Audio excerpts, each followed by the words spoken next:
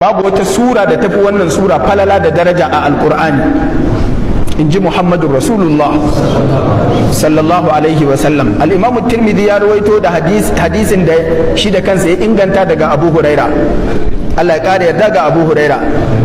Ya ce manzan Allah sallallahu alaihi wasallam wata rana ya ce da Ubay ibn Ka'ab, ɗaya daga cikin alarammomin nan guda hudu da ya ce ku karbi alkur'ani a wurinsu,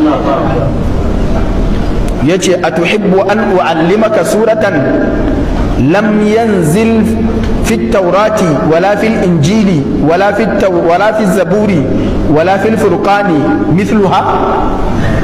Ya ce shin ko kana so in sanar da kai wata sura wadda ba a saukar da irinta ba a cikin attaura ko a cikin injila ko a cikin zabura ko ma a cikin alkur'anin babu irinta? Kala na'am, ya ce kwarai ya rasulallah, a karantar da ni. Sai manzan Allah sallallahu alaihi wasallam ya ce kaifa taqra'u fi sala, yaya kake karatu a cikin sallah? Ubay ya ce da shi abinda nake yi ina karanta fatiha. Sai ya karanta wa manzan Allah sallallahu alaihi wasallam ummul qur'an.